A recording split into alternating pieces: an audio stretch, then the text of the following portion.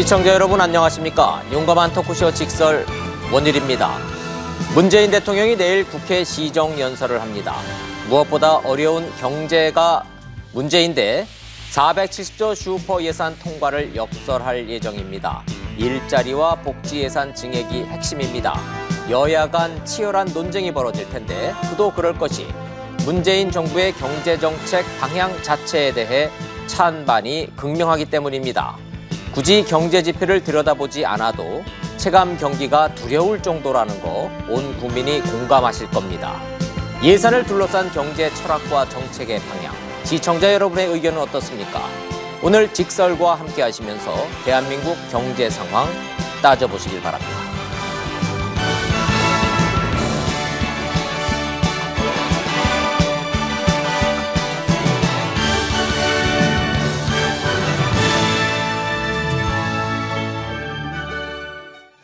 오늘의 주제는 예산과 경제 정책이지만 국민 눈높이에서 분석해 주실 패널 세 분을 모셨습니다. 어려운 전문 경제 용어가 아닌 일반인의 언어로 예산과 경제 문제 설명해 주시길 기대하면서 소개하겠습니다.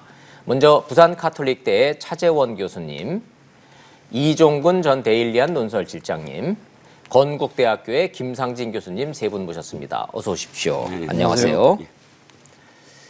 이미 논쟁거리도 안 될 정도로 경제 상황이 어렵다 보니 경제사령탑 교체설이 공공연합니다. 장하성, 김동연, 이른바 김앤장 동시 교체설입니다. 청와대 분위기 보시고 토론 시작하겠습니다. 지난 일요일 대통령과 기자단 산행에 참석자 명단에 있었던 장하성 정책실장이 비공개 일정을 이유로 빠졌습니다. 교체 분위기 아니냔 말이 나왔습니다. 그리고 어제 김동연 부총리와 장 실장 두 사람을 청와대가 동시에 사퇴시키기로 했다는 보도가 나왔습니다.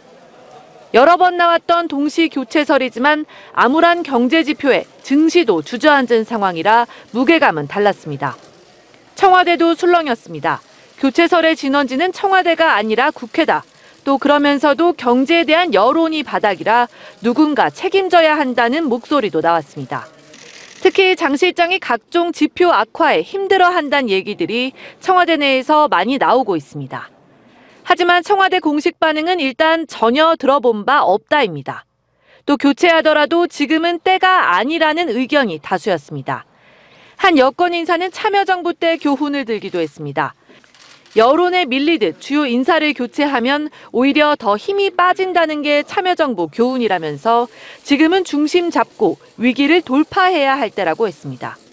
교체 시점이 언제든 경제 투톱 교체가 소득주도 성장 포기로 읽힐 수 있다는 점이 청와대의 큰 고민으로 보입니다.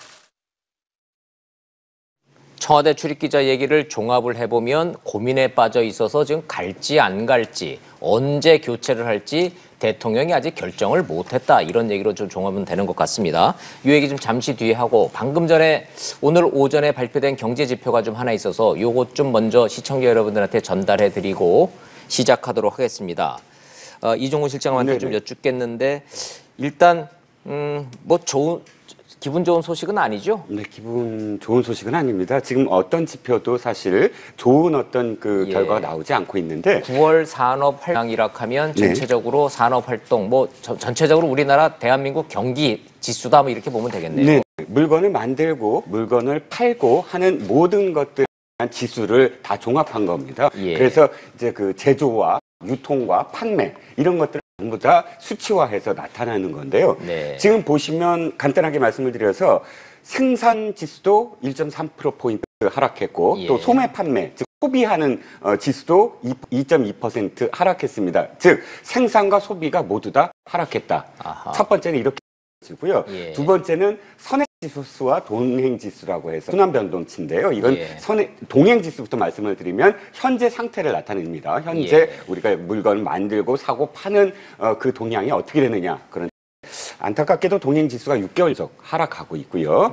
선행지수라는 건 지금 설비 투자 같은 걸 했을 때 설비 투자를 또 이번 달에 하면 사실 이번 달에 나타나지 않지 않습니까? 네. 예를 들어서 다음에 나타나기 때문에 그런 투자가 앞으로 어떻게 될 것이냐 앞으로의 어떤 전망치인데요. 네. 이건 역시 0.2%포인트 하락해서 네. 8개월째 지표는 안 좋은 방향으로 지금 나타나고 있습니다. 알겠습니다. 뭐 저를 포함해서 시청자 여러분들이 경제 전문가가 아니기 때문에 저런 경제 용어에 익숙치가 않으실 테니까 좀 오래 보여드리면서 설명을 좀 드리면 동행 지수라는 말 뭐 어렵게 느껴지시겠지만 지금 현재 순간의 경제 상황을 나타내는 지수고요. 선행 지수라는 건 말 그대로 이제 앞으로 경기가 어떻게 될 거냐를 전망을 하는 숫자인데 지금 현재 상황의 이 경기 지수는 6개월째 지금 내리막길이고 앞으로 어떻게 될 거냐라는 전망치는 8개월째 지금 내리막길이라는 얘기를 합니다.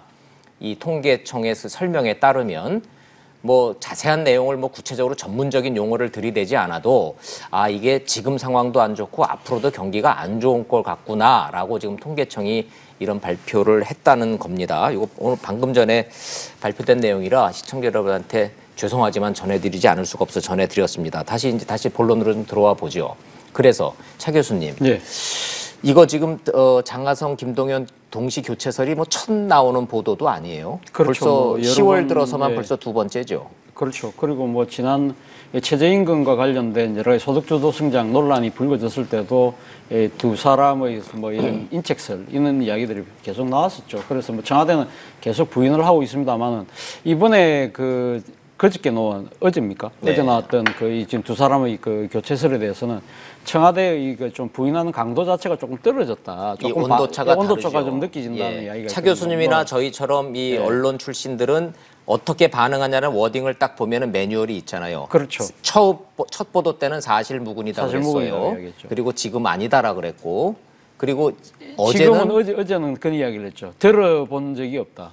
나는 모르겠다. 네, 나는 모르겠다. 나는 모르겠다네. 그러니까 예. 어제 윤영사 홍보수석이 그 이야기를 했는데, 그러니까 뭐 전혀 뭐 사실무근이라고 벌쩍 뛴 것이 아니라 나는 들어본 적이 없다는 식으로 이야기를 했기 때문에 자기가 아는 범위 내에서는 모른다는 이야기는 뭐 어떻게 하면 자기는 뭐 그러니까 윤영선 수석은 인사에 뭐 깊숙하게 갔냐는 그렇죠. 사람이 인사권자가 아니니까. 인사권자가 아니니까 뭐 그런 식으로 해석하는 분들도 있습니다만은 어쨌든 뭐 청와대는 일단 부인을 했습니다만은 그러나 이제 앞서 방금 이야기하신 대로 여러 가지 경기가 지금 하강 국면으로 좀 들어가고 있는 것이 아니냐는 우려가 커지고 있는 상황이기 때문에 네. 청와대 입장에서도 어떤 식으로든 일종의 뭐 여러 가지가 그러니까 지금 대책들이 나와야 되는데 그 중에서도 핵심적인 대책이 결국 사람을 바꾸는 문제인데 사람을 바꾸는 거다. 그 부분이 아마 이 정기국회가 끝나는 시점이 아마 12월 아니지 그렇죠. 않습니까? 예. 그렇다고 한다면 예산은 또 12월 초에 다 처리가 되는 거기 때문에 뭐 아마 12월 중순쯤에는 이 지금 경제사령탑 두 사람이 동시에 교체되는 것이 아닐까라는 여러 가지 전망이 오늘 뭐 지금 나왔던 지금 이 경제 지표와 관련해서도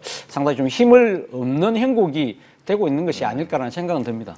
상식적으로 생각을 해보면은 내일 대통령이 국회에 가서 시정연설을 하는 거는 지금 정부가 짜놓은 이 예산안 좀 잘 좀 통과시켜 주십시오라고 부탁하러 가는 건데 지금 바꾸기는 어려운 거죠. 이 예산이 통과가 그렇죠. 돼야지 바꾸는 거죠. 바꿔도. 뭐 그게 원래 상식이겠죠? 전쟁 중에는 장수를 바꾸지 않는 거 아니겠습니까? 그렇죠. 지금 사실 예. 소위 말하는 예산과 관련된 심의가 완전 내일 대통령이 국회 시정연설을 하고 나면 12월 2일까지 법적으로는 예. 12월 2일까지는 아마 지금 한 달 동안 예산 전쟁이 말 그대로 벌어지는데 예. 이 상황에서 경제사령탑을 교체한다는 것은 앞서 제가 이야기했던 대로 전쟁 중인 장수를 바꾸지 않는다는 그 이야기를 본다고 한다면 아마 제 생각에 12월 초까지는 아니라 하더라도 아마 예산이 통과되고 난 직후에는 아마 12월 중순 아니면 늦어도 12월 말까지는 아마 상당히 이 좀 분위기 쇄신을 위해서라도 할 필요가 있다고 아마 생각할 가능성이 높다는 생각도 듭니다.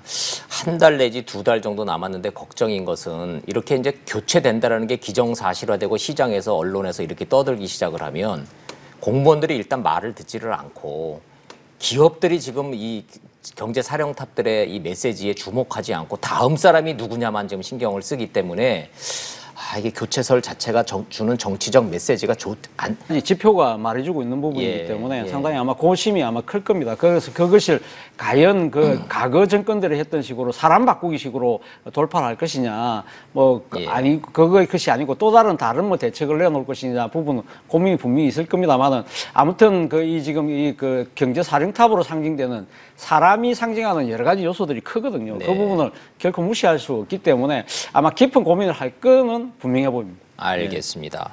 김상진 교수님 건국대학교에서 정치외교학과 교수님이시고 정치공학적 분석이 능하시니까 오늘 예산 문제고 있지만 이렇게 지금 이 정치적 메시지하고 연관돼 있어서 저희가 좀 특별히 좀 모셔서 고견을 좀 여쭙겠습니다. 사실은 따져보면 1년 반 전에 장하성 실장 청와대 경제사령탑 오고 그 인간 승리의 주인공인 김동연 부총리 막 인선하고 그럴 때 신선했잖아요. 네네, 그렇죠. 참신했고 국민들한테 주는 메시지가 희망적이었고 근데 어떻게 1년 반 만에 이렇게 무슨 이 경기 나빠진 거에 공적처럼 돼버렸어요. 이렇게 되면 정치적으로 교체해야 될 지경까지 몰린 거로 보십니까? 아니면은 다른 돌파구가 좀 있을까요? 예, 김동연 부총리와 장하성 실장이 이제 주도했던 것이 소득 주도 성장 그리고 네. 혁신 성장을 두 축으로 해서 우리나라 경제를 살려내겠다. 예, 뭐 이렇게 좌우 두 바퀴라고 그랬잖아요. 예, 이렇게 이제 추진을 했는데요. 네. 지금 이제 문재인 정부가 2년 차에 들어서면서 일정 정도 좀 한계에 부딪힌 것은 사실인 것 같습니다. 그러니까 이 경제 수장들이 이제 교체 시점은 됐습니다만은 네. 이제 올해 지금 정기국회와 내년도 예산을 앞둔 상황에서 지금을 교체하기는 힘들다고 보고요. 예. 이후에 적정한 시점에서는 이제 내각의 전면 교체는 필요한 시점이 됐다고 생각이 듭니다. 개각이라는 큰 틀에서 갈 가능성을 말씀하시는군요. 예, 저는 그렇게 봅니다. 아하. 그런데 이제 정부와 예. 이렇게 일반적으로 보는 통계 수치로 보는 한국 경제는 약간의 시각의 차이가 많이 크다고 봅니다. 정부는 지금 미중 통상 마찰이라든지 아니면은 미국의 금리 인상 등으로 우리나라의 경제의 불확실성이 제기되고 있지만은요. 네. 그렇지만은 세계 경제는 호황을 겪고 있고 우리나라 수출도 괜찮다. 네. 그러니까 우리나라 경제는 아직 기초가 튼튼한 경제를 가지고 있다. 예, 펀더멘탈은 튼튼하다. 예, 이렇게 뭐 바라보고 있는 것 같습니다. 따라서 내년 예산도 증액을 편성을 해서 적기에 대응을 하자. 네. 이런 기조로 가고 있기 때문에 그렇게 부정적으로 보고 있는 것 같지는 않습니다. 그렇다면 교수님 보시기에 지금 현재 청와대의 집권층은 대한민국 경제의 펀더멘털은 여전히 튼튼하다. 외부 변수 때문에 지금 경기가 나쁜 것이다. 소득주도 성장의 기조는 계속 유지될 거다라고 지금 믿고 계속 간다라는 기조는 바뀌지 않을 거로 보시나요? 예, 저는 그렇게 보고 있습니다. 그러니까 우리나라 경제는 건설 투자 부진 등으로 앞으로 성장세는 소폭 둔화될 가능성이 있다. 네. 그렇지만은 소득 주도 성장의 그런 이제 그 효과가 발휘되는 시점은 예. 처음에 시도했을 때부터 한 2, 3년 후에 발생되는 것이라고 얘기를 하고 있습니다. 네. 그 효과가요. 네. 그렇기 때문에 앞으로 한 1, 2년 정도 있다 보면은 우리나라 경제가 다시 상승세를 가져올 것이다. 이렇게 전망하는 정부의 관료들이 많이 있습니다. 기류가 강하다란 말씀이시네요.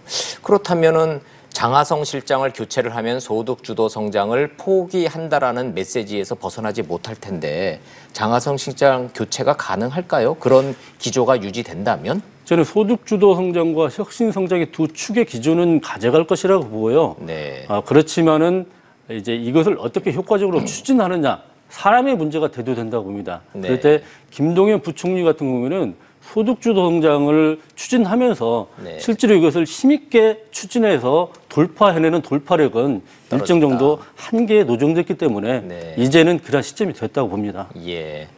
말씀인즉슨 오히려 청와대는 김동연 부총리를 지금 그 교체할 필요성을 더 많이 느낀다 이렇게 해석을 해도 되겠습니까? 물론 뭐 제가 이제 그 청와대의 당사자가 아니기 때문에 네. 정확히 말씀드릴 수는 없습니다만은 이제는 문재인 정부 2년 차에 그리고 3년 차를 맞이하는 시점에서는 그리고 다음 총선을 앞두고 있지 않습니까? 네네. 이럴 때는 이제 경기 성장을 부양 정책을 일정 정도 가미시켜서 쓸 수밖에 없는 그런 시점이라고 봅니다. 네네. 그렇기 때문에 김동연 부총리는 일정 정도 그런 부분에 대한 좀 한계 그리고 네. 책임을 가질 수밖에 없다고 봅니다. 예. 이 실장님, 네. 이 경제사령탑 교체설의 진원지가 청와대가 아니라 당이다, 네. 민주당이다. 네. 동의하십니까? 네, 지금 뭐 그 첫 번째 보도, 단독 예. 보도의 인용이 지금 여권 고위 관계자. 여권 고위 관계자인데 그건 아시다시피 민주당이죠. 그렇죠. 민주당이죠. 여권이라는 거는 사실 이제 청와대와 당, 그러니까 당을 다 아우르는 게 여권이지만 여권이라고 했을 때는 사실 당을 얘기하죠. 그 얘기인즉슨 당에서는 바꿔라라는 정치적 압박을 하는 거 아니에요? 우리 경험적으로 봤을 때. 그럼요. 당의 어떤 목소리는 이제 예. 바꿔야 된다라는 것이 이제 절박한 것이죠. 예. 그러면 그 목소리의 그 내부적 소리로 들어가 보면은 김동연을 바꾸고 싶어 하는 겁니까? 장하성을 바꾸라는 얘기입니까? 둘 다 바꾸라는 얘기입니까?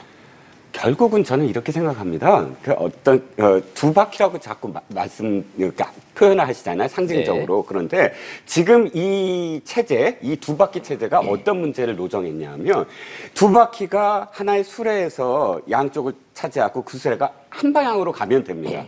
그런데 이 두 바퀴가 각자 다른 방향으로 가는 바퀴처럼 보였거든요. 네. 아시다시피 경제의 수장들은 말 한마디가 사실 경제의 어떤 선행, 그렇죠. 그래서 이 네. 표현이 되잖아요. 예, 방향성을 지시하는 거니까. 나타나잖아요. 예. 이번에 두 사람의 경질설도 사실은 경제 시장에 미칠 영향이 지금 충분히 있는 것이죠. 네. 시장이 출렁거릴 수가 있어요. 이 두 사람이 바뀌면 앞으로 어떻게 될 건가에 대한 또 전망을 해야 돼서 그 네. 전망은 선행으로 또 나타나잖아요. 그런데 지금 한 8월, 9월, 10월까지 이렇게 내리 흐름을 보면 이 두 사람이 마치 완전히 다른 축으로 가는 그런 그 모양새를 계속 보였단 네. 말이죠. 물론 인위적으로 뭐 손도 잡고 했지만 그것이 더 어색한 느낌으로 시장에서는 이미 다 알잖아요. 두 분이 매주 만난다 했다가 뭐 한 번 만나고 안 만난 거, 만나서 얘기해봐야 얘기 겉도는 거. 가장 구체적으로 최저임금이라든지 노동시간 단축이라든지 이런 핵심 사안에 대해서 완전히 딴 목소리가 나왔기 때문에 시장에서는 저 두 분은 이 경제 철학 자체가 다르구나라는 이 목소리는 있었잖아요. 네, 그래서 앵커님 말씀하셨듯이 그렇게 이제 1년 반을 왔는데. 1년 반을 왔죠. 그러니까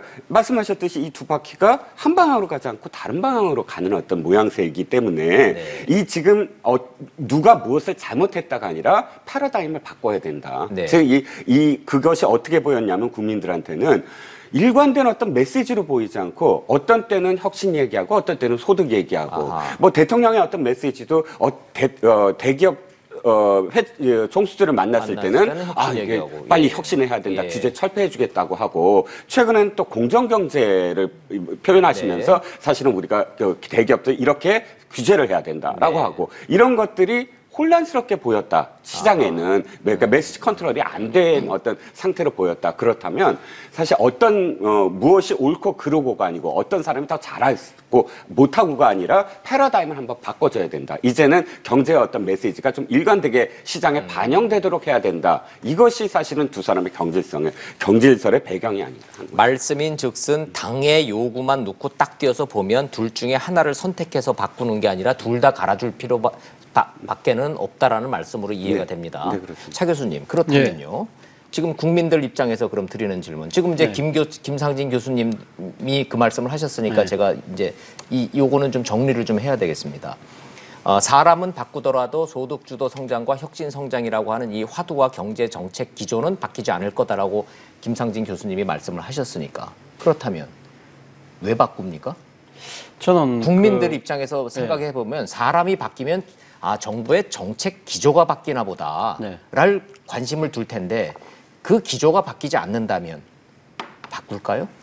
저는 그 기조 자체는 아마 저는 뭐 김상희 교수님 생각처럼 저도 막 같은 생각인데요. 그러니까 지난번 일요일 날 문재인 대통령이 그 청와대 출입 기자들하고 산행을 가지 않았죠. 예, 가서 예. 이 본인이 이야기하고 있는 본인의 그 일종 경제 철학이라고 할 수 있는 소득주도 성장, 혁신 성장, 공정 경제 이 세 가지 축은 그대로 강화해서 가겠다는 이야기는 분명히 이야기를 했거든요. 아하. 그렇다고 한다면 사람은 그런데 왜 바꾸느냐?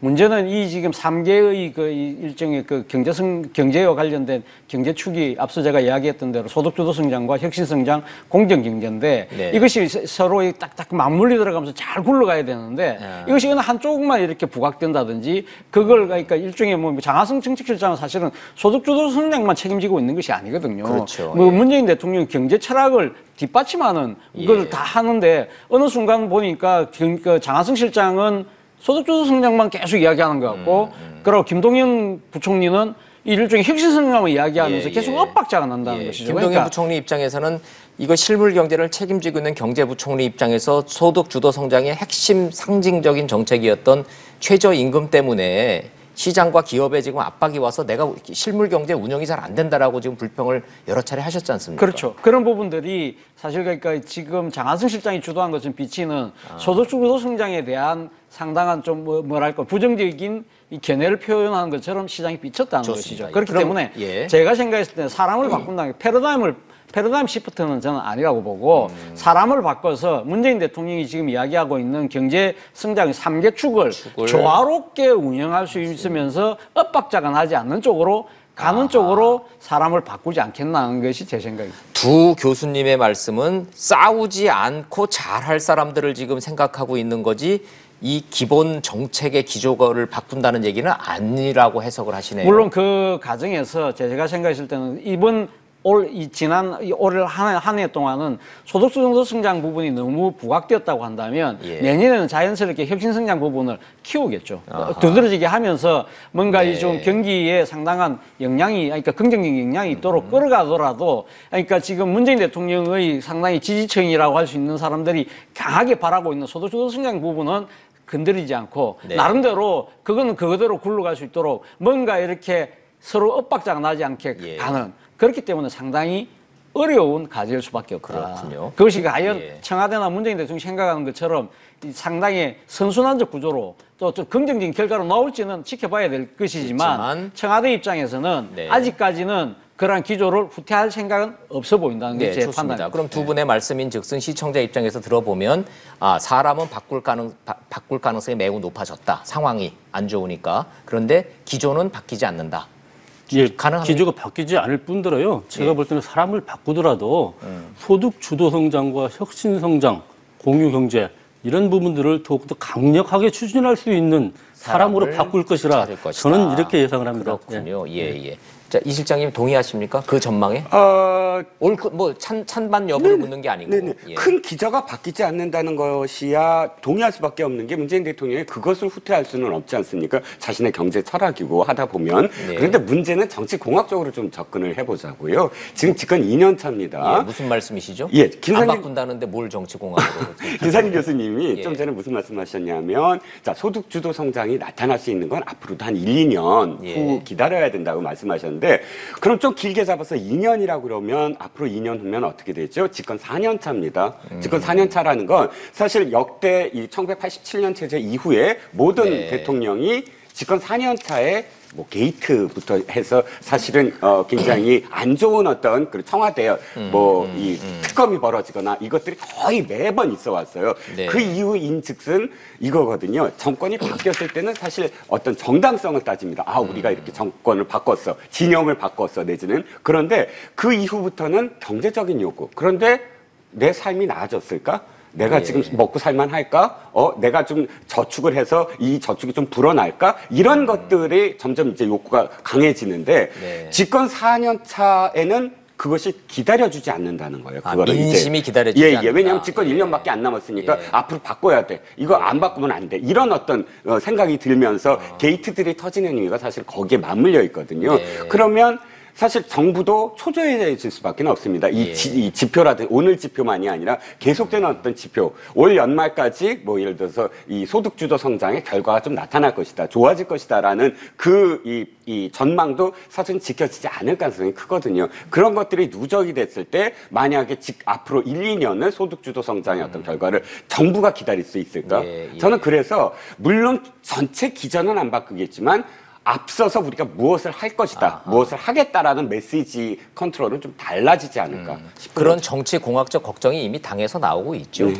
다 옳은 말이고 당위론적으로 맞는 얘기고 다 좋은 말인데 정치적으로는 이게 민심이 흔들리면은 방법이 없다라는 걱정의 목소리가 당에서는 나오고 있으니까 일단 사람부터 바꿔라 이렇게 지금 이제 되는 것 같긴 한데 어찌 됐든 세 분 전문가들의 전반적인 분석과 전망은 소득 주도 성장과 혁신 성장이라 공정거래 경쟁이라고 하는 이 세 축의 기조는 크게 바뀌지 않은 상태에서 사람을 찾고 있는 거다. 이렇게 지금 정리는 좀 되는 것 같습니다. 뭐 그 결과는 뭐 나중에 또 정리를 해드리는 거고 다음 본론으로 좀 들어가 보죠. 그래서 문재인 대통령께서 내일 국회에 나가서 시정연설을 합니다. 국회 연설은 3번째인데요.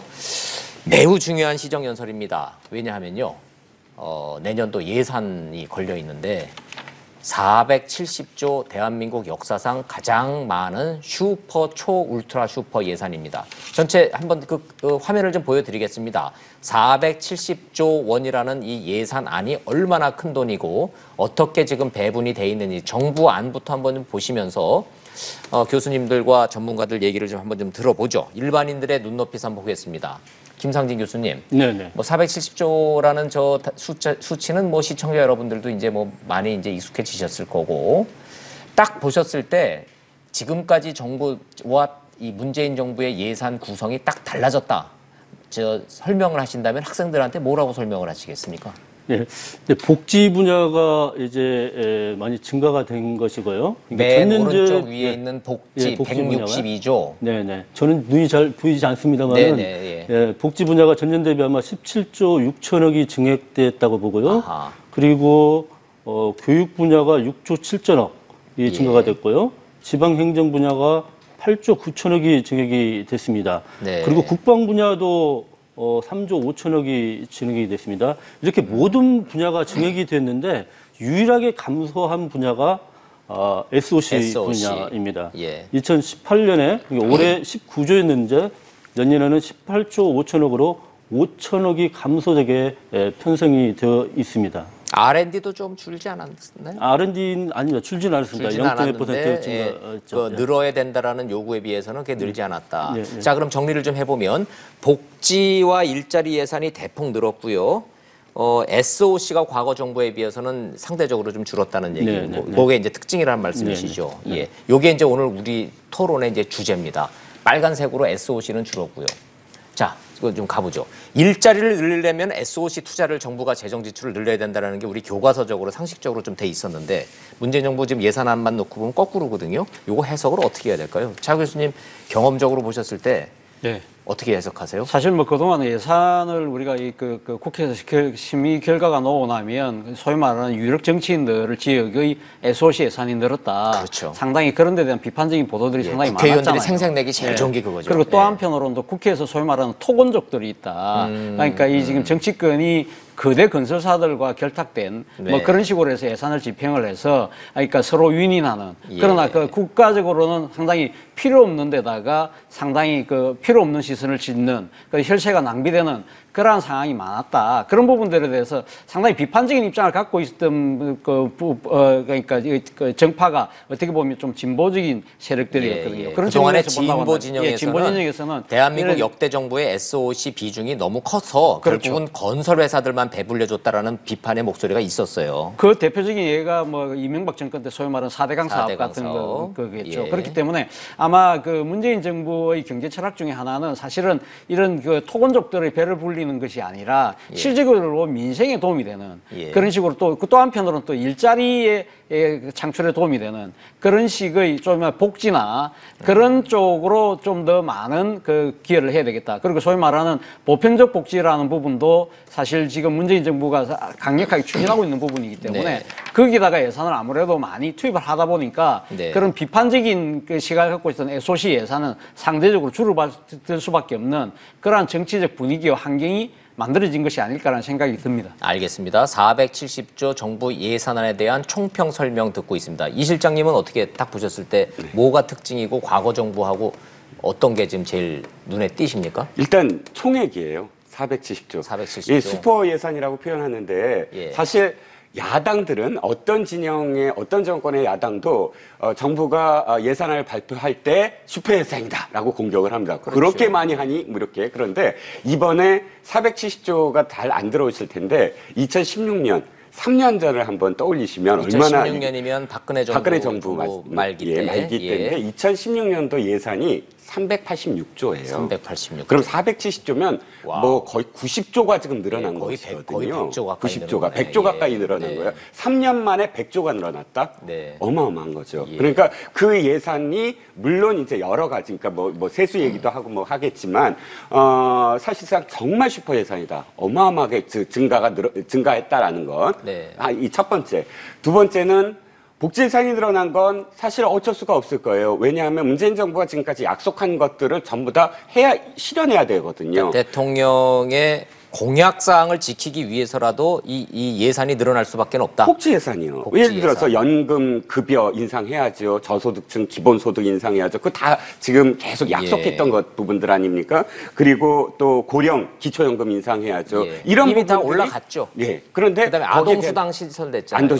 아동 애들 있으면은 10만 원씩 지금 무조건 다 나가잖아요. 그건 또 이제 신설된 부분이고요. 그렇죠, 신설됐죠. 이런 것들이 계속 인상될 것을 또 이 선행해서 또 예산을 확보를 해야죠. 이런 부분들이 복지 예산을 늘릴 수밖에 없고 네. 박근혜 정부랑 비교를 하자면 또 한 가지를 비교를 할 게 박근혜 정부에서 사실 복지 예산이 그때 대폭 늘어났어요. 2014년도에 복지 예산 총액이 100조가 늘어난 게 박근혜 정부 시절입니다. 네.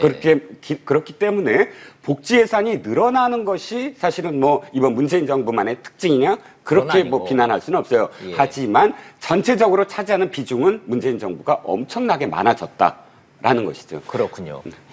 김상진 교수님, 네네. 복지 예산 늘어난 게 이제 14.6%라는 이 수치 자체에 대해서 시청자 여러분들이 이제 관심을 가지실 것 같지는 않고 체감적으로 봤을 때 그동안에는 없었던 아동수당, 애들 있는 집에 10만 원씩 현금으로 나오고 그다음에 노인분들이 연세 드신 분들이 10만 원, 20만 원 받으신 분들이 이번에 5만 원, 10만 원씩 다 올랐잖아요. 그러니까 실제로 복지 예산이 늘었구다라는 건 체감적으로 느끼실 것 같아요. 이거는 방향성은 어떻게 정치적으로 봤을 때 맞습니까? 아니면 너무 속도가 빠릅니까? 교수님들은 어떻게 평가하시나요?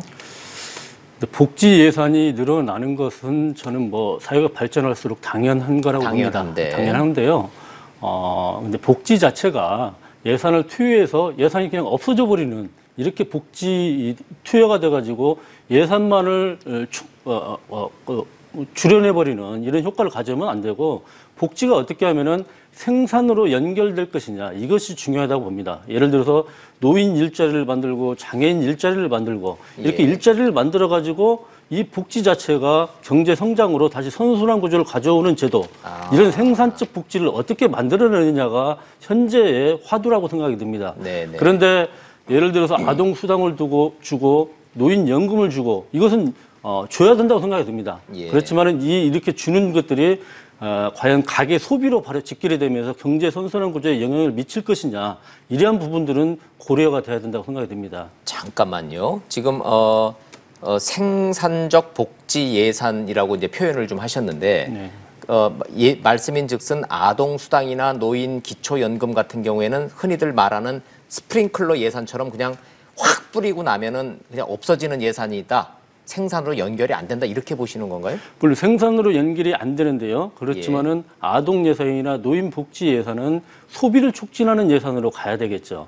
그 사람들이 돈이 있어야지만 돈을 쓸 거 아닙니까? 그리고 그렇죠. 그 돈을 써야지만이 경제가 성장이 되는 것이죠. 네. 그렇죠. 이런 선순환 구조의 역할들을 어떻게 만들어내느냐 이런 부분들이 우리 경제에 굉장히 중요한 부분이라고 생각합니다. 고민스러운 대목이네요. 예. 그래서 복지 예산 느는 것 자체는 불가피하고. 네, 당연하다 봅니다. 그런데요, 네. 이런 국가 예산 자체가 올해 갑자기 내년에 예산을 갖다가 그냥 증액하고 이런 것들이 아니라 네. 국가는 5년마다 국가재정법에 의해서 국가 재정 운용 계획을 세우게 되어 있습니다. 그렇죠. 그리고 내년도, 내후년, 앞으로 2022년도까지의 네. 장기적인 성장의 과정들을 보고서 예산을 책정하거든요. 예, 기재부가 저거 주먹구구식으로 그냥 대충 숫자 만들어내는 건 아니잖아요. 그렇죠. 그래서 예. 내년에 재정 수입을 갖다가 지금 예상하기를 481조 3천억을 예상하고 있습니다. 네. 그리고 앞으로 한 3, 4년 후에 2022년도에는 547조의 재정 수입을 예상하고 있습니다. 이제 대한민국도 500조 예산 시대가 오는 그렇죠. 거예요. 이렇게 문재인 정부 안에. 예, 재정 수입이 예상이 되기 때문에 예. 여기에 맞춰서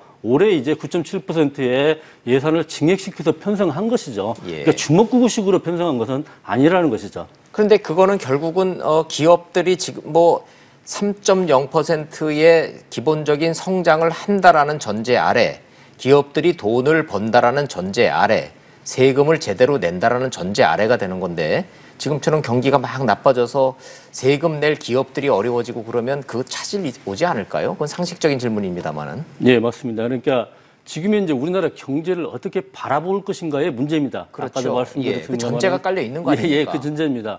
그러니까 우리나라 경제의 기초는 튼튼하다. 수출에 호조세가 있고 그리고 소비도 어느 정도 진행이 되고 있다. 이렇게 바라보고 있는 것이죠. 그렇기 때문에 정부는 내년도 예산 증액을 하는 데 있어서 문제 없이 바라보고 있는 것입니다. 그러니까 지금의 경제의 부진 자체가 얼마나 지속될 것이냐는 문제는 갖다가 그렇게 우려스럽게 바라보고 있지 않는 것이죠. 그렇군요. 이 시장과 정부가 바라보는 컵에 물이 반 있는데 반밖에 없다라는 해석과 반은 있다라고 하는 이 낙관론과 비관론에 대한 시각 차이도 분명히 좀 있는 것 같기는 한데 요거 좀 따져봐야 되겠는데요, 차 교수님. 네. 제일 국회에서 좀 논란거리가 많이 예상되는 게 이른바 일자리 예산 아닙니까? 네. 일자리 예산. 지난 2년 동안 54조 원, 작년과 올해에 걸쳐서 54조 원이라는 돈이 일자리 예산으로 지금 이미 쓰여졌고요. 내년도 예산도 일자리 예산만 놓고 보면 얼마입니까? 이게 23조 원. 23조 원이면 이명박 정부 내내 했던 4대강 예산 24조 원하고 맞먹는 돈이면 얼마입니까? 54조 플러스 23. 하여튼 일자리 예산만 해도 막 계산도 안 되는 정말 100조 가까운 돈이 지금 들어가는데 왜 일자리는 안 늘죠?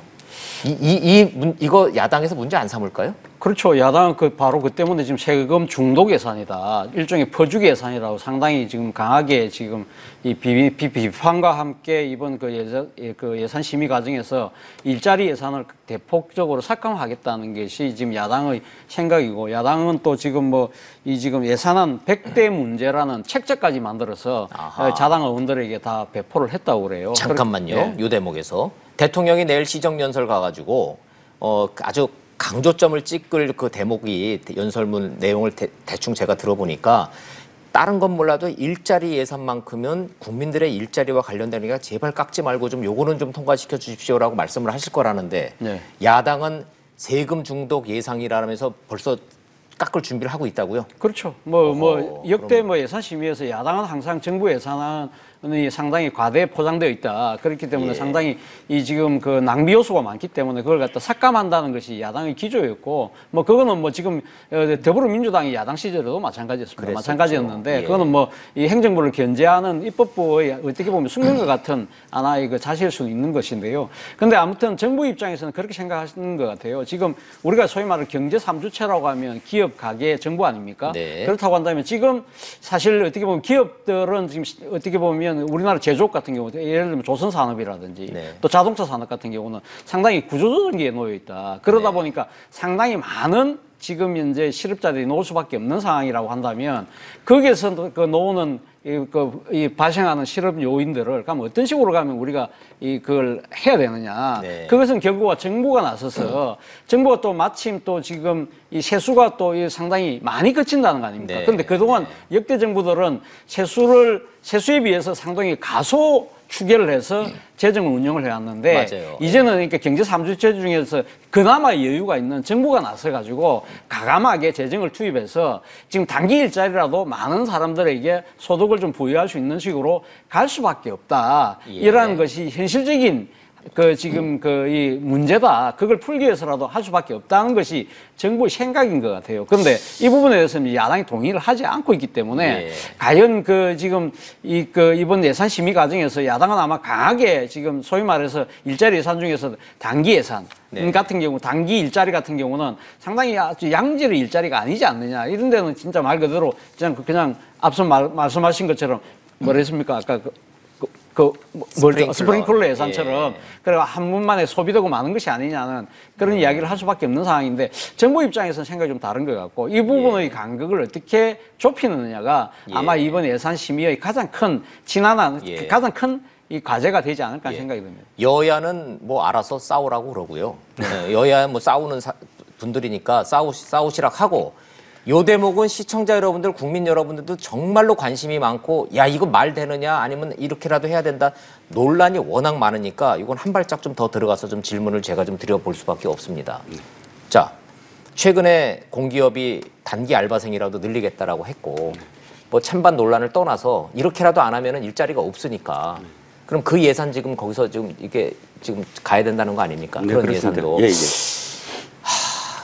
예. 54조 플러스 23조 원을 그렇게 해서 하는 게 정말 이게 국민 여러분들이 세금을 내는 국민들이 납세자들이 동의할까요? 네. 그 사실 그 우리가 이제 21세기에 지금의 가장 큰 가치가 뭐냐면 지속 가능하다라는 말을 우리가 어디에든 쓰잖아요. 환경, 지구 뭐. 근데 이 제일 노동 중요한 게 직업이에요. 직업이에요. 예. 직업에서 그 앞에 붙어야 될 수식어가 지속 가능해야 지속 되거든요. 가능해야 된다. 지속 가능하지 아니한 일자리라면 그것은 나의 어떤 생계의 이 앞에 삶의 어떤 계획을 세울 수가 없어요. 내가 1년, 2년, 3년, 4년 벌어서 무엇이든 할 것이다라고 예측 가능해야 내가 그다음 내 생활에 계획을 세울 수가 있잖아요. 그래야 결혼도 하고 애도 낳고 하는 거니까. 네. 그런데 지금 단기 일자리 발표는 뭐 예를 들어서 국립대 빈강실을 불 끄기라든지 예. 아니면 산이나 혹은 시장, 전통시장을 돌아다니면서 혹시 화재가 일어날까 감지한다든지 담배 꽁초 줍기 뭐 이런 거. 또는 뭐 라돈 침대에서 라돈이 검색할 수 있는 그런 측정을 한다든지 이런 일들은 누가 들어도 사실 지속 가능하지 않죠. 제가 한 가지만 떠올린 게 80년도 전두환 정권이 정권을 잡으면서 가해 금지 조치를 했습니다. 네. 가해 금지 조치를 하니까 학생들이 사실 아르바이트가 지금처럼 편의점이 있는 것도 아니고 아르바이트 자체가 없었어요. 네. 근데 그러니까 정부에서 무엇을 했냐면 교통 도우미. 네. 해서 교통도움이라는 걸 나가면 10,000원씩 주는데 그냥 길거리에서 사실 깃발 들고 서 있는 거예요. 대학생들이. 그런데 그것이 실질적으로 어떤 도움이 된 것도 아니고 네. 응? 사실은 정말 단기적으로 그냥 없어지는 돈을 투입을 한 것이거든요. 네. 그런데 그 시절에 했던 그 단기 그런 그 노동 일자리가 지금 다시 되살아나는 거 아니냐. 그래서 거꾸로 이 R&D나 또는 아까 말씀하신 SOC에 투자를 해서 어떠한 이 당장은 아니더라도 네. 이 어떤 그런 시장을 확대를 한다든지 혹은 고용을 확대할 수 있는 실질적으로 지속 가능한 일자리를 만들 수 있는 곳에 투여를 해야 되는 게 아니냐라는 목소리가 나오고 있습니다. 이종군 실장님의 전체적인 맥락은 예산 전문가는 아니지만 일반인의 시각으로 봐도 이런 일자리 예산은 이건 말이 안 되는 예산이라는 시각을 갖고 계시네요. 근데 제가 보기에는요. 김 교수님. 그 정부의 재정을 투자해서 일자리를 만드는 것은 예. 일시적으로 한계가 좀 있다고 봅니다. 네. 그러니까 단기적 일자리에 많이 치중을 할 수밖에 없죠. 재정을 투자해서 경기 부양을 해야 되기 때문에 경기의 선순환 구조를 만들어줘야 되기 때문에 소비를 진작시키기 위해서는 단기적 일자리도 많이 만들어내야 되는 것이죠. 그게 정부가 해야 될 역할이죠. 그런데 말 그대로 고육지책이죠. 예, 그런데 이 근본적으로 일자리는 정부가 만드는 것이 아니라 기업이 만드는 것이죠. 어떻게 기업들이 투자를 해가지고 일자리를 만들게 할 것인가, 이것이 정부가 해야 될 역할이죠. 네. 그렇다면 기업들이 투자를 할 수 있게끔 유인을 해야 되는 것이죠. 그런 곳에 정부가 재정을 투입을 해가지고 기업들이 일자리를 만드는 시설 투자를 할 수 있게끔 그렇게 만들어내는 게 정부의 역할이죠. 근데 예를 들어서 지금 2조 3천억을 투여해서 지금 정부에서 하겠다 하는 것들이요. 네. 중소기업 청년 일자리 지원, 그리고 장애인, 여성, 노인 등 취약계층 일자리 지원, 그리고 공공부문 사회서비스 일자리 9.4만 개 창출, 네. 그리고 비정규직 근로자 직업 훈련 이런 데 쓰겠다는 것이거든요. 네. 저는 이런 그 예산들은 정부가 시급하게 빨리 투여를 해야지만이 경기 활성화를 위해서 저는 좋다고 봅니다. 그리고 네. 지금 침체되어 있는 서민 경제를 살리는데도 이러한 예산들은 정부가 시급히 빨리 내년 초에 바로 네. 투여를 해주는 것이 우리나라의 어떤 경기 둔화 상태들을 갖다가 성장세로 돌리는데 굉장히 중요하다고 저는 판단이 됩니다. 예. 그런데 교수님께서 이렇게 지적해 주신 그런 항목들은 국민들 입장에서 봤을 때는 저게 왜 일자리 예산이지? 복지 예산 아닌가? 이런 생각이 좀 듭니다만은 뭐 장애인 알바 여성과 노약자 알바 같은 경우에는 그는 복지의 개념으로 공공근로처럼 그냥 나와서 조금 이렇게 얼굴 비치시면은 일정 부분 최소한의 임금을 드린다 이런 개념이면 오히려 복지 예산 쪽에 가까운 건지 우리 국민들이 생각하는 이건 일자리를 창출하는 예산은 아니다라는 생각이 듭니다. 일자리 예산이 어느 특수 한 분야의 부처에 있는 것들이 아니라 전체 부처의 소요되는 예산 중에서 네. 일자리를 창출하는 예산을 말하는 거지 않습니까? 그렇죠. 거기에 복지 예산이 많이 들어가 있는 것이죠. 예. 뭐 국토부에도 있고 국방부에도 있고 일자리 예산들이 많이 있을 수 있는 것이죠. 네. 그것을 총 합친 게 합친 게 23조 5천억이라는 것이죠. 예. 차 교수님, 네. 정치권에서는 아니 국민들이 원하는 거는 일자리지 일자리 예산 증액이 아닌데 일자리는 안 늘고 일자리 예산만 늘었다 이런 비판의 목소리가 있습니다만은 요건 국회에서 어떻게 정리가 될까요? 뭐 상당히 타당한 지적이긴 합니다만은 지난번 그 문재인 대통령이 그때 SK 반도체 방문했을 때 그 이야기를 하지 않았습니까? 결국 일자리는 기업이 만드는 거라는 이야기를 했거든요. 그렇기 때문에 사실 이번 예산에도 보면 이 지금 R&D 예산 같은 경우는 늘었잖아요. 예. 그러니까 혁신 성장을 위한 여러 가지 마중물의 역할을 내년 예산에도 많이 투입하겠다는 입장을 분명히 갖고 있는 것 같아요. 그러나 네. 앞서도 제가 말씀드린 것처럼 지금 여러 가지 그 제조업 분야에 있어서의 소위 말 꿀뚝 산업의 침체기 이 과정에서 발생했던 여러 가지 지금 실험 요인들 이런 부분들을 그러면 그냥 방치하고 갈 것이냐. 지금 그리고 혁신 성장 소위 말하는 혁신 성장에서 지금 가장 뭐 어떻게 보면 중요한 키워드라고 할 수 있는 제4차 산업혁명 이런 것들이 결실이 나타나기 전에 나름대로 시간이 걸린다. 네. 그렇다고 한다면 그 과정에서 지금 현재 낙오되어 있는 이 수많은 그 가게를 책임지고 있는 가장들을 가면 어떻게 할 것이냐. 이러한 부분들에는 단기 일자리라도 지금 일자리를 만들어서 일종의 소득을 줄 수밖에 없다. 네. 그래야만 이 지금 이 사회적 갈등 요소도 줄일 수 있는 거고 이 어떻게 보면 경제적 불평등도 심화되는 걸 어느 정도 막을 수 있지 않느냐. 그리고 또 뭐 지금 정부가 이야기하는 지금 23조에 달하는 일자리라는 것 자체가 전부 다 단기 일자리만은 그렇죠. 또 아니거든요. 그러니까 이 단기 일자리가 분명히 있죠. 분명히 있는 부분이 있지만 앞서 우리 앵커께서 말씀하신 것처럼 말 그대로 고육지책이지 않습니까?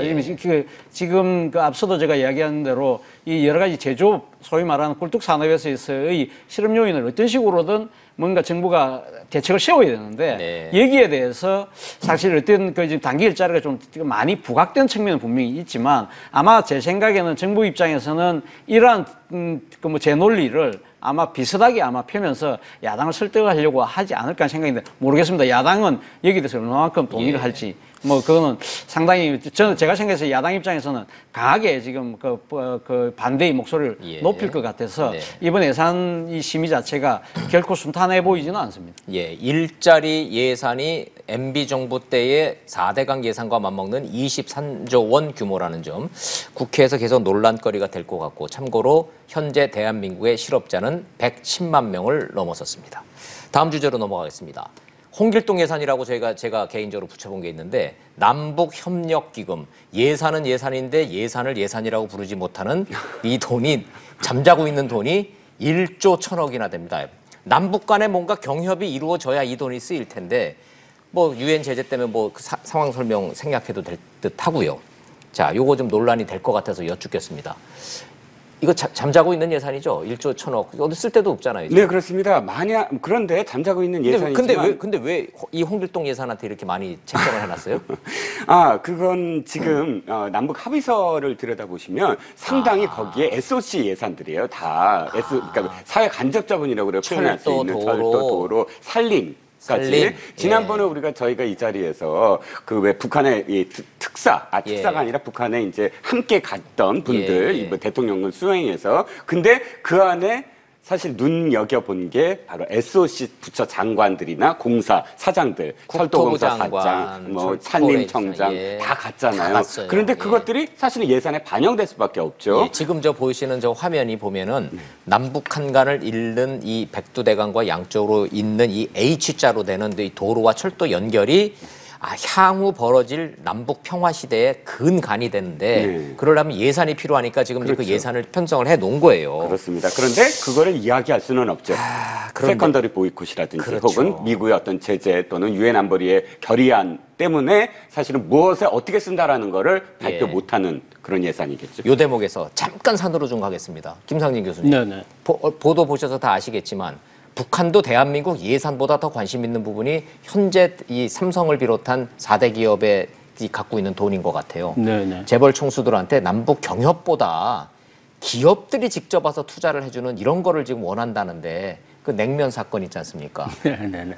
그랬더니 그 리성권 조평통 위원장이 이재용 부회장 냉면 먹는 데다 대고 냉면이 목구멍으로 들어가냐고 그 얘기가 의미하는 바는 남북 경협 예산보다 한국 남한의 기업들의 투자를 지금 빨리 하라는 얘기인데 이게 지금 막 징검다리를 막 너무 여러 개를 뛰어넘는 것 같아서 정리가 좀 필요한 상황인 것 같습니다. 교수님으로서 이거 어떻게 보십니까? 근데 이제 책임 있는 국회의원인 정진석 의원이 예. 북한에서 이제 이성권 위원장인가요? 예, 그분이 조평통 이제 위원장이에요. 조평통 위원장이죠. 예. 그분이 얘기했던 얘기를 갖다가 이것이 이제 사실인지 또 이성권 위원장이 농담으로 한 얘기인지도 잘 구분이 모르겠어요. 아니 조명균 통일부 장관이 그 말을 한 거는 사실이라고 네, 국회에서 그렇지만 답변을 뭐 했잖아요. 이게 진위는 잘 모르겠어요. 근데 이것을 갖다가 너무 그렇게 부각시켜서 남북 관계를 경색 국면으로 몰아가려고 필요는 하는 없다. 이러한 의도성을 가지는 것은 저는 부적절하다고 보고요. 네.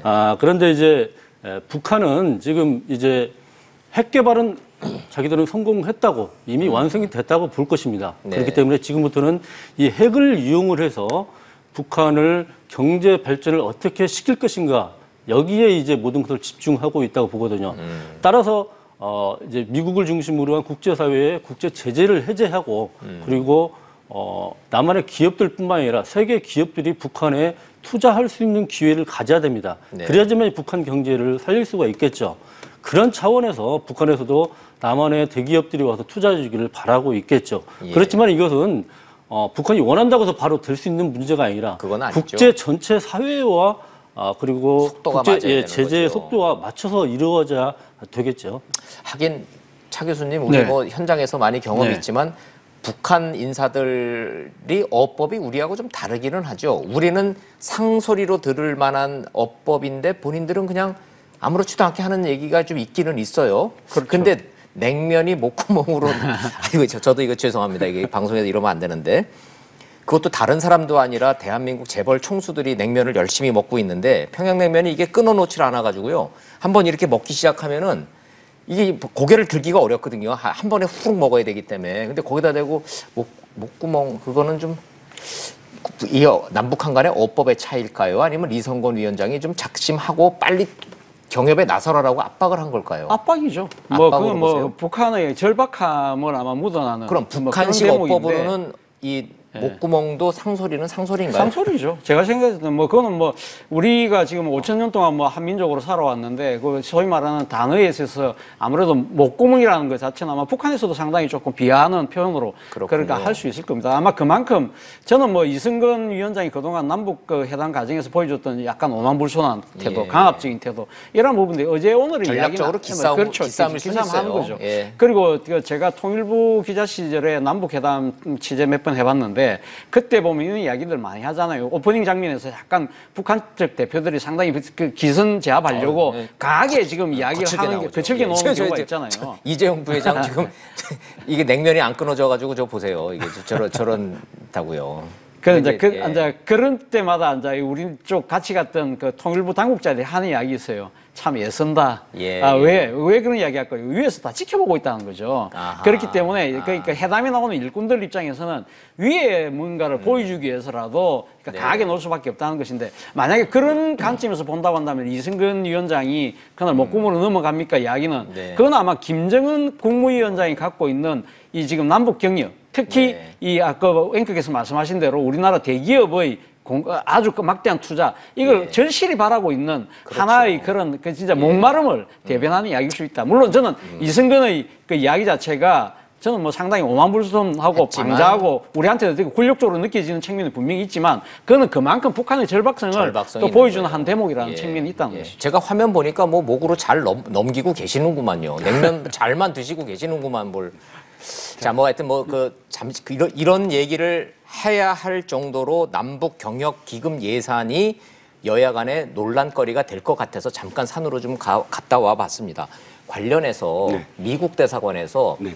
삼성을 비롯한 해당 기업들한테 직접 다 전화해가지고 남북 경협 계획이 있느냐라고 다 물었다는 거 아니에요? 네, 그렇습니다. 한국 정부를 건너뛰어서 예, 대단히 이례적인 일이잖아요. 두 번째죠. 첫 번째는 은행들. 은행하고, 은행들 다 예. 전화를 해서 직접적으로 뭐 화상 뭐 전화를 했다지만 그것은 압력이죠. 이거 다 연결된 문제죠. 예, 다 연결돼 있죠. 그러니까 사실 화상으로 뭐 뭐 투자 계획 있느냐라고 물어보는 게 중요한 것이 아니라 움직이지 마라. 라는 메시지가 더 강한 것이죠. 그러니까 정부가 어떻게 움직일까, 남한 정부가 어떻게 하든 간에 당신들이 움직이면 바로 우리들은 들어갈 수 있다. 세컨더리 보이콧 걸려서 당신들 사업에 지장이 있다. 그렇죠. 그 흐름, 자금의 흐름이라든지 투자의 흐름이라든지 이런 것들은 사실 뭐 전화로 해서 투자했습니까 해서 답변할 수 있는 성격이 아니잖아요. 그렇게 쉬운 게 아니죠. 그렇다면 이렇게 은행들과 기업들에 직접적으로 전화를 했다는 건 메시지를 전달하는 것이겠죠. 미국 정부의 메시지. 그러니까 남한 정부에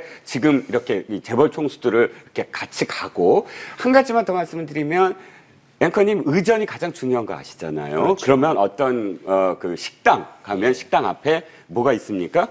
뭐, 테이블. 네, 테이블에 누가 앉는다가 다 써져 있죠. 그럼 테이블 가면 테이블에 다 이름이 써져 있죠. 그건 남북 간에 다 합의가 이루어진 거잖아요. 옥류관에 갔을 때 리성건이 조평통 위원장이 앉은 자리에 재벌 총수들만 앉았어요. 맞아요. 다 재벌 총수들이 아무도 최태원 회장, 이재용 부회장 이렇게 앉았어요. 송경식 회장 뭐 해서 남한 측 관계자가 없는 상태입니다.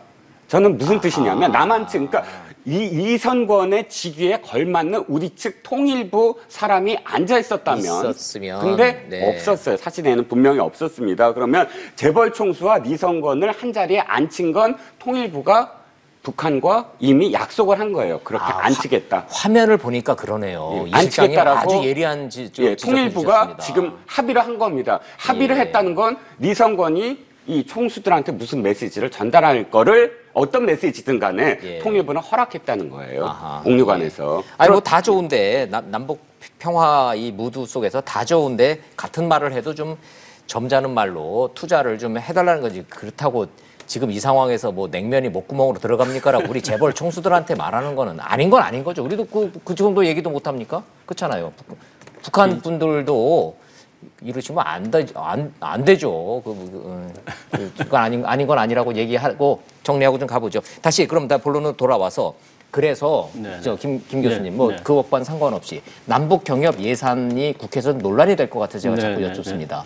이거는 어떻게 여야 간에 어떻게 그 합의점을 어떻게 찾아야 할까요? 1조 1,000억이라는 예산 전체 예산 중에 차지하는 비중 작죠. 470분의 1밖에 안 되잖아요. 적은 예산인데요.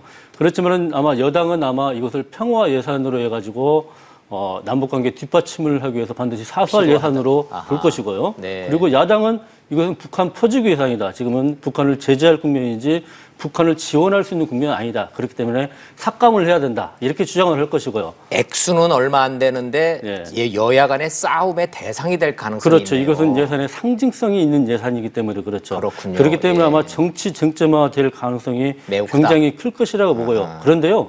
제가 보기에는 그렇습니다. 남북관계는 우리나라의 굉장히 특수한 상황이죠.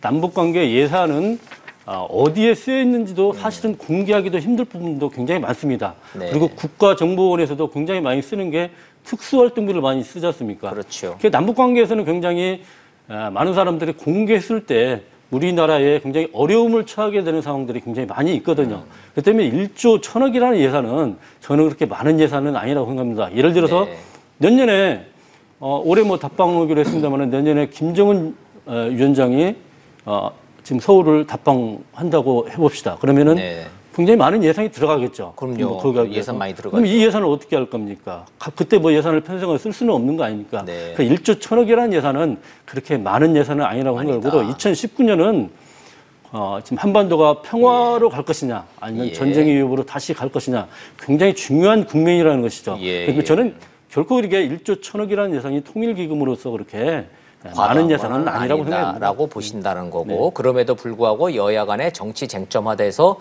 의외로 이것 때문에 싸움이 일어날 가능성이 많다라고 예측해 주셨으니까 시청자 여러분들 관전 포인트니까 한번 잘 지켜보시기 바랍니다. 아이고 뭐 470조라는 되는 돈을 이걸 하다 보니까 시간이 훌쩍 갔습니다. 두 분한테 자 국감 끝났지 않습니까? 국감 총평 좀 부탁드리겠습니다. 한 1분씩 드릴 테니까. 누가 1등이에요? 보시기에 차 교수님. 저는 뭐 소위 말하는 도찐개찐 아닐까 하는 생각을 해봤습니다. 결국 뭐 이번 국감도 사실 특히 문재인 정부가 작년에 출범했습니다만 문재인 정부를 대상으로 하는 사실상의 첫 번째 국감이었거든요. 그렇다고 한다면 뭔가 여야의 정권 교체가 되면 뭔가 국회의 국정감사의 그 자세도 좀 바뀌는 것이 아닐까라는 뭐 나름대로 기대는 있었습니다만 결국 그것이 혹시나가 역시나로 결론 날 수밖에 없었는데 결국 그거 아니겠습니까? 이 그 국감이라는 것 자체가 그 하나의 동안의 행정부 또는 뭐 사법부를 다 이 지금 제대로 그러니까 그 정부가 그러니까 그 국회에서 통과된 예산을 가지고 얼만큼 제대로 이 집행을 했는지 이런 부분들을 다 꼼꼼히 들여다보는 것이라고 한다면 말 그대로 정책 국감이 돼야 되는데 또 이번에도 어김없이 정쟁 국감이 되었다는 것이고요. 네. 생각나는 건 벵갈 고양이밖에 기억이 안 나요. 그렇죠. 그러니까 벵갈 고양이로 상징되는 소위 보여주기식 예산 그리고 또 선동열 감독 불러다 놓고 아주 비전문가들이 맞아요. 호통 버릇 국감을 또 한 거 아닙니까? 그리고 저는 가장 결정적인 건 그런 것 같습니다. 그러니까 구조적인 문제가 있다는 것이죠. 이건 뭐 어제 오늘의 이야기는 아닙니다만은 사실은 지금 수박 그다기 국감이 될 수밖에 없잖아요. 20일 동안 730개 피감 기간을 합니다. 예를 들면 국방위 같은 경우 하루에 32개 기관을 불러가지고 그게 20몇 개는 아예 질문도 못 했다고 그래요. 맞아요. 그렇다고 한다면 이제야말로 상시국감, 상설국감, 연중국감, 또 하나는 현안이 발생하면 현안별 국감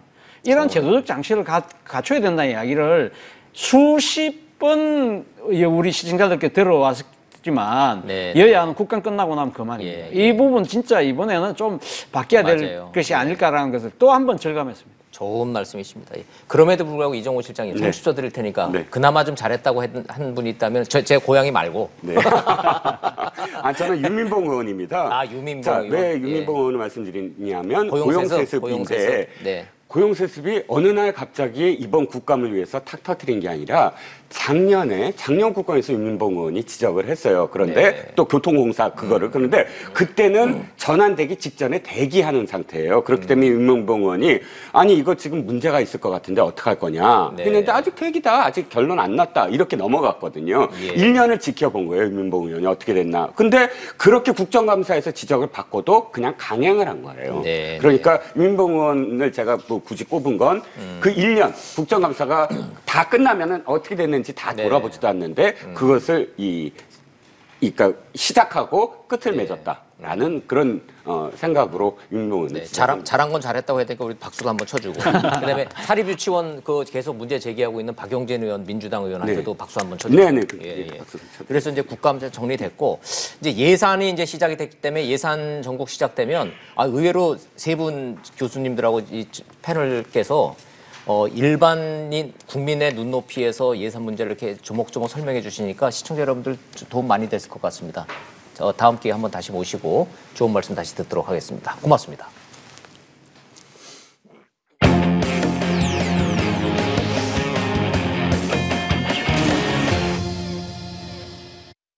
이슈 따라잡기 하기 전에 시청자 여러분 또 이 동영상 한번 보여드려야 되겠습니다. 양진호라고 하는 IT 업계에서는 꽤 유명한 회장님인데 이 직원 때리는 이 영상 이거 그냥 끝날 것 같지가 않습니다. 영상 보시고 이슈 따라잡기로 다시 돌아오겠습니다. 회색 셔츠 차림의 남성이 검은 점퍼를 입은 남성의 뺨을 연이어 세게 내리칩니다. 너 살려고 똑바로 살아야 진정성 있게. 죽을 줄 알아. 두 차례 뺨을 때린 뒤에도 분이 풀리지 않은 듯 무릎까지 꿇은 남성의 뒤통수를 힘껏 내리칩니다. 똑바로 해. 큰 소리로. 죄송합니다. 2015년에 찍힌 영상인데 상대를 폭행한 남성은 웹하드 업계 선두인 위디스크와 파일놀이의 실소유주로 알려진 양진호 한국미래기술 회장입니다. 폭행당한 남성은 위디스크의 전직 직원이었는데 인터넷 고객 게시판에 양 회장을 비꼬는 댓글 5개를 달았다가 양 회장에게 불려가 이렇게 폭행당한 걸로 알려졌습니다. 양 회장은 지난 7월 SBS 그것이 알고 싶다가 디지털 성범죄 실태를 고발하며 웹하드 업계의 왕 회장으로 지목한 인물입니다. 그 뒤 경찰이 불법 음란물 유포 혐의로 양 회장에 대한 수사에 나섰습니다. 지난달 양 회장을 출국 금지하고 웹하드 업체 사무실과 양 회장 자택을 압수수색한 뒤 최근 양 회장을 피의자 신분으로 불러 조사했습니다.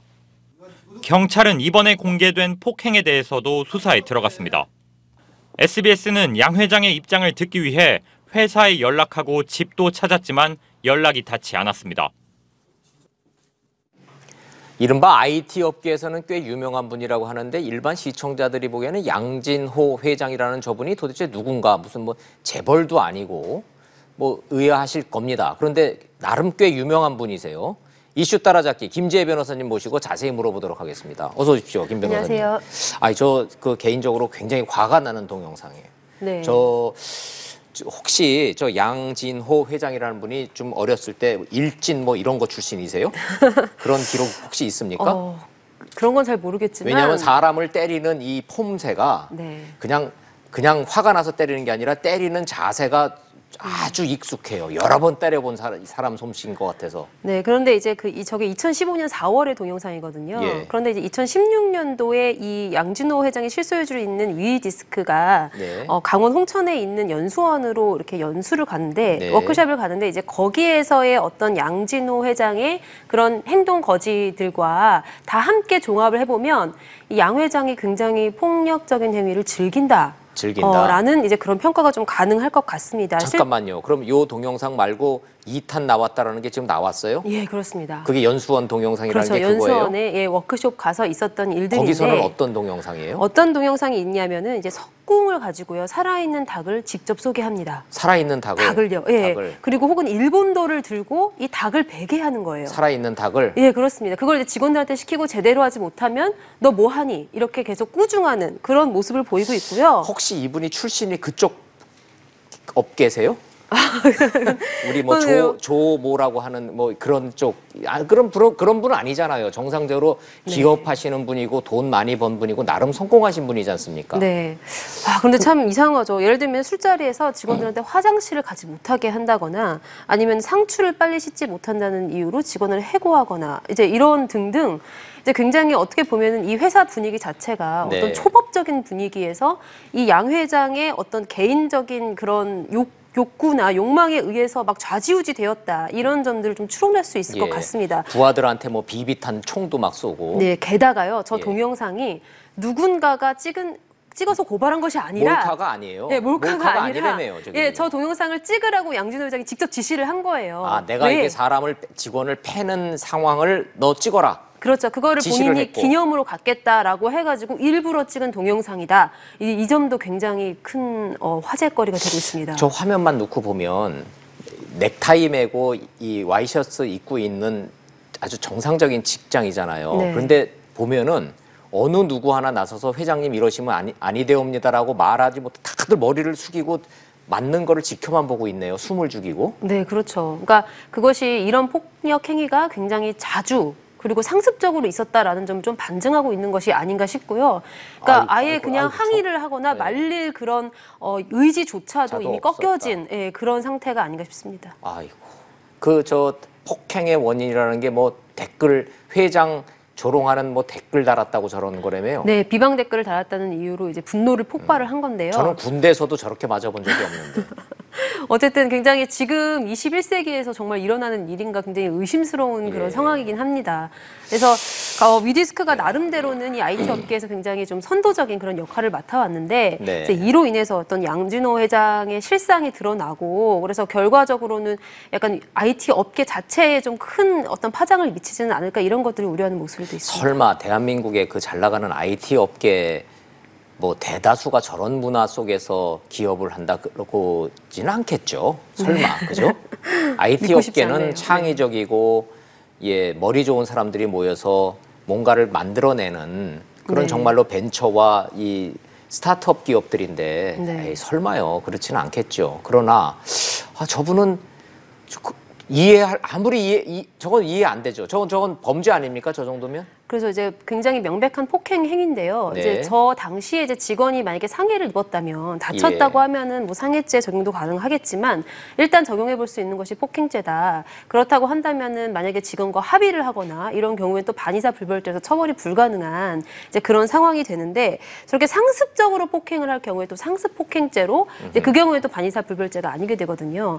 그래서 이제 아마 경찰이 굉장히 다각도로 수사를 벌이고 있는 것 같은데 왜냐하면 최근에 이 위디스크가 음란물 유통을 방치했다라는 그런 혐의를 받고 압수수색을 당하기도 했습니다. 이제 그러면서 아무래도 이제 조금 더 이 폭행 부분에 대해서도 많이 가중 수사를 하다 처벌이고. 보면 아하. 예, 그동안 저질러 왔던 어떤 누적된 상습 폭행 행위가 있지는 않을까. 그래서 그것들을 예. 경찰이 잡아낼 경우에는 형사처벌도 불가능하지는 않을 것 같습니다. 아, 김 변호사님은 이거를 상해와 폭행으로 구별을 하셔서 말씀을 하시네요. 네. 시청자 여러분들이 이해를 좀 돕기 위해서 저렇게 맞은 직원이 그 당시에 상해 진단서를 2주든 3주든 띄어서 네. 진단서를 띄어놨으면서 고소를 하면 상해가 되니까 그렇죠. 저건 무조건 처벌이 가능한데 그거는 아닌 것 같고 네.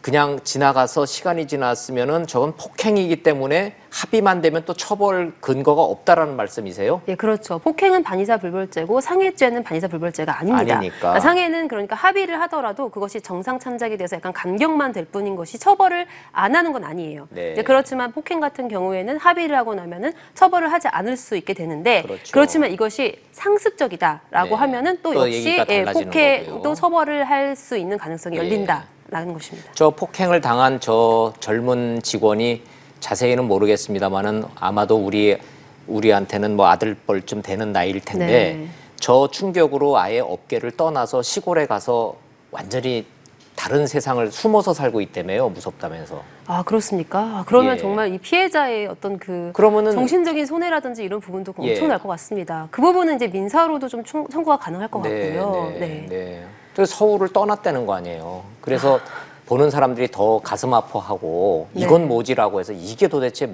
이 백주대낮에 이게 가능한 얘기냐고 이렇게 얘기가 나오잖아요. 그러니까 정말 그냥 좋은 마음으로 내가 이 회사에 입사해서 정말 열심히 일해보겠다라는 어떤 네. 청년의 의지를 그냥 바로 저 양진호 짓밟은 회장이 거잖아요. 짓밟아버린 거잖아요. 이제 이런 점에서 정말 사회적인 비난은 면할 수 없을 것이다. 그래서 네. 우리가 그런 그냥 겉으로만 기업의 그 어떤 것을 외형만 볼 게 외형만 아니에요. 보는 것이 아니라 그 실체를 한번 우리가 정말 곰곰이 따져볼 생각도 있다. 이렇게 판단이 될 것 같습니다. 뭐 이게 저 안타까운 게 아니라 정말 분노를 느끼는 동영상이에요. 네. 더군다나 저게 몰카가 아니고 본인이 자랑스럽게 찍으라 그랬고 굉장히 그걸 기념품으로 소장하고 있었다 그러면 근데 보기 드문 케이스인 것 같아요. 그렇죠. 네. 예, 법적으로도 이런 거 김 변호사님도 보기 드문 케이스죠. 그럼 거의 없죠. 요거 네. 경찰 수사 좀 진행되면은 네네. 김 변호사님 잘 좀 추적하고 계시다가 다음에 네네. 요거 꼭 좀 추적해서 좀 이 이슈 따라잡기 해서 좀 다뤄주십시오. 알겠습니다. 예, 좋습니다.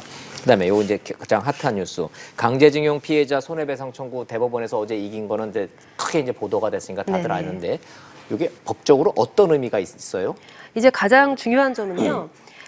일단은 뭐 여러 가지 그 법적인 쟁점이 있었지만 네. 가장 중요한 거는 이 그 협정으로 인해서 한일 간의 협정으로 인해서 과연 이런 개인의 청구권 자체가 이제 더 이상 행사할 수 없는 것이 되었느냐 네. 이 부분인 것 같습니다. 이제 이것이 어떻게 보면은 어떤 민사상의 대원칙과 그다음에 국제법적 이슈를 동시에 담고 있는 건데 네. 우리나라 법원이 이 개인의 권리를 국가가 함부로 처분할 수 없다. 이제 네. 이 점을 확인해 줬다는 점이 굉장히 좀 사법 역사상 중요한 그런 판결이라고 네. 생각을 하고요. 73년 만에 강제징용 피해자들의 한이 풀린 거죠. 네, 법적으로. 그렇죠. 그래서 이게 외교와 그다음에 국민의 기본권 보호 사이에 어떤 갈등이 생겼을 때 네. 일단은 우리가 국민의 기본권 보호를 이 외교적인 이유로 무작정 희생시킬 수는 없다. 이제 이런 어떤 대원칙을 천명한 것이기도 하고요. 근데 물론 이제 가장 아쉬운 점은 이게 13년 8개월 만에 판결이고 대법원에서는 5년간이나 계류된 다음에 내려진 선고라는 점에서 굉장히 아쉽습니다.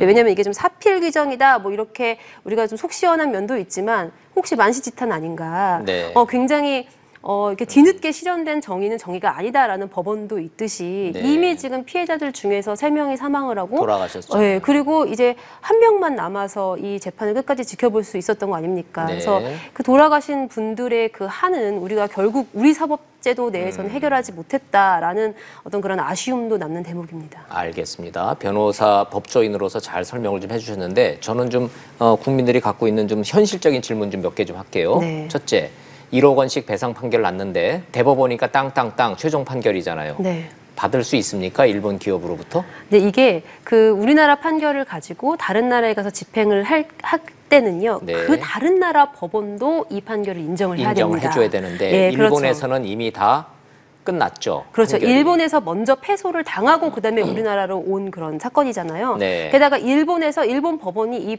그 기존의 본인들의 태도를 변화시킬 그런 가능성도 거의 없다고 봐요. 네. 지금 정치적으로나 아니면 법률적으로나 이제 그렇기 때문에 이 부분 사실 집행하기 위해서는 일본 법원을 통해서 집행을 해야 되는데 네. 그것이 막히면 사실상 배상 판결을 받아놓고도 집행은 불가능한 그런 상황이 될 수가 있습니다. 일본 정부도 일본 기업도 그 해당 기업도 돈 낼 생각이 없으니까 받아낼 방법은 현실적으로 불가능한 건데. 그렇죠. 그리고 두 번째 질문이 신일본 제철이 한국에 자산이 있으면 그걸 압류를 해서 공매해서 주면 되는데 네. 그게 없죠. 직접적으로 투자해 놓은 건. 근데 포스코하고 합작한 회사에는 지분이 있으니까 가능하다는 얘기도 있던데. 그러니까 그 지분 자체에 압류를 하는 것은 한번 따져볼 만한데요. 네. 근데 그렇지만 이제 법인이 보통은 우리가 그 일본의 신일본 제철 법인이 있고요. 네. 그다음에 그것이 한국에 있을 때 이제 지사를 설립할 때 네. 이제 그것이 새로운 법인 형태로 설립이 될 수도 있거든요. 이제 그러면 완전히 별개의 법인이 되기 때문에 이것도 다른 주체가 돼버리는 겁니다. 그러네요. 그래서 아마 그런 것들을 다 염두에 두고 움직이지 않을까 싶어요. 뭐 네, 아직 네. 판결을 남겨놓고 있는 뭐 미쓰비시라든지 이런 회사들도 이제 결국에는 이제 이 부분 한국 정부의 입장을 확인했고 법원의 입장을 확인했기 때문에 앞으로 차후에 이제 국내에서 우리나라 국내에서 행동할 때나 네. 행위를 할 때는 그런 것들을 좀 염두에 두고 정말 이 집행을 피하기 위해서 최선을 다하지 않을까 싶습니다. 네. 일본의 이른바 양심 세력들은 일본이 이런 돈을 지급을 함으로써 일본이 정상 국가로서 지도적 국가로서 미래를 대비하는 오히려 일본에 도움이 된다 이런 주장들이 있는데 네. 언론도 기업도 외교 당국도 아베 총리조차도 뭐 반성의 기면 요만큼도 없어요. 왜냐하면 일본의 그 기본적인 기조와 그다음에 일본 법원 판단의 가장 근본적인 것이 이 한일 합방을 유효하고 적법한 것으로 보는 겁니다. 그러니까 한반도 식민 지배가 일단은 적법한 것으로 전제를 깔고 있어야 그다음에 모든 행위가 전부 다 이렇게 그렇죠. 정당화가 되는 거죠. 네. 근데 이 밑에 있는 가장 기조에 깔린 이 부분을 바꾸려면 정말 일본 사회 전체의 어떤 이 불어닥쳐야 하는 것인데 그것이 현실적으로 지금까지 일본 정부가 취하고 있는 태도라든지 국민들의 태도를 보면은 굉장히 어렵지 않겠나. 예, 그럴 것 같았으면 뭐 일본이란 나라가 아무리 잘 살아도 영원히 저렇게 2등 국가로 남아 있겠어요. 네. 그렇죠? 어찌 됐든 현실적으로는 외교적 경제적 후폭풍은 우리가 감내해야 될 부분인데 네. 78년 만에 한풀이는 하여튼 했습니다. 뭐 환영할 만한 저이고 마지막으로 이거 빨리 좀 하시죠. 라돈 침대 이거 30만 원 위자료 지급하라라는 거 뭐 이거 뭐 중재안 나왔는데 이게 가능한 얘기입니까? 30만 원이요? 이거? 일단은 근데 의미는 있습니다. 왜냐면요. 그 위자료라는 것은 일단 침대를 사용한 것만으로도 이 소비자들한테 어떤 손해가 발생했다라는 점을 네. 인정을 한 겁니다. 인정을 해서 이대로 하라고 했더니 대진 침대 쪽에서 오히려 네. 이 위자료 책임 자체를 인정하기가 어렵다라는 그런 취지로 대응을 했어요. 돈이 없어서 못 주겠다는 거예요? 아니면 인정을 못 하겠다는 거예요? 지금 현재 청구된 이 부분 자체까지는 감당할 만한 능력이 될 거라고 생각은 하는데요. 네. 이제 그렇지만 대진 침대 쪽에서는 한 번 이걸 인정을 하고 나면 그 나머지 잠재적인 그런 사람들에게 모두 배상을 해줘야 되는 이제 그런 입장이기 때문에 아마 그 본인들이 받아들이기 어렵지 않았을까. 네. 왜냐하면 민사소송에서는 일단은 본인들에게 위자료 책임 자체가 발생하지 않았다고 주장을 하고 있기 하고 때문에 있어요. 예, 그것과는 모순이 되는 거죠. 여기서 인정해버리고 위자료 액수가 얼마든 상관은 없는 거죠. 네. 3만 원이든 30만 원이든 300만 원이든 상관없이 일단 한 번 위자료 책임을 인정해버리면 그 다음에 이제 나머지 민사소송에서 굉장히 불리한 입장에 취할 수 있기 때문에 아무래도 이제 이것도 받아들이기 어렵다라고 입장을 표명한 것이 아닌가 싶습니다. 30만 원이란 액수가 핵심이 아니라 위자료 존재 자체를 인정을 안 하고 있기 때문에 그렇죠. 진행되기가 어렵다는 말씀이시네요. 네, 그렇습니다. 민사소송 진행 중이죠? 이거와는 별개로. 예, 그렇습니다. 네, 언제쯤 1심 나와요? 1심 나오려면 아직 한참 멀은 것 한참 같고요. 멀었어요. 예, 제가 알기로는 이제 그 첫 기일이 12월 20일 정도에 잡혀 있습니다. 네. 그래서 이제부터 시작인 것으로 이렇게 여겨지고 네. 뭐 최대한 뭐 법원에 좀 신속한 재판을 구할 수밖에는 별다른 도리가 없어 보입니다. 네, 열심히 하셔서 하여튼 이 민사소송도 진행 잘하시기 바랍니다. 예, 오늘 김재 변호사님 고생하셨습니다. 고맙습니다. 감사합니다.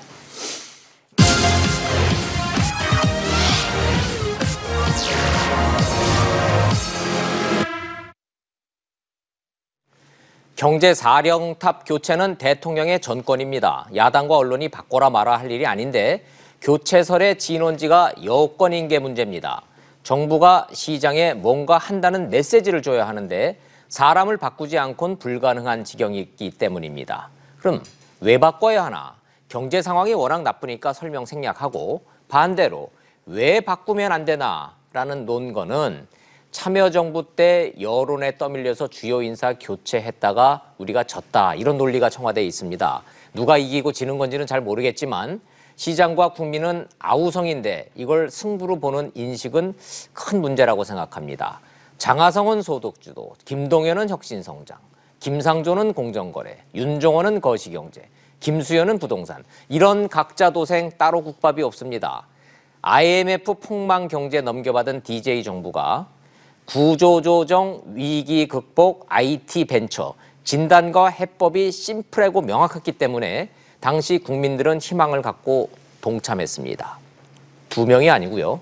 경제팀 전면 쇄신 필요하고 범정부적 진단과 해법 새로 내놔야 이 경제위기 돌파 가능하다고 믿습니다. 결국 선택은 대통령의 전권입니다. 직설 마칩니다. 시청해 주셔서 고맙습니다.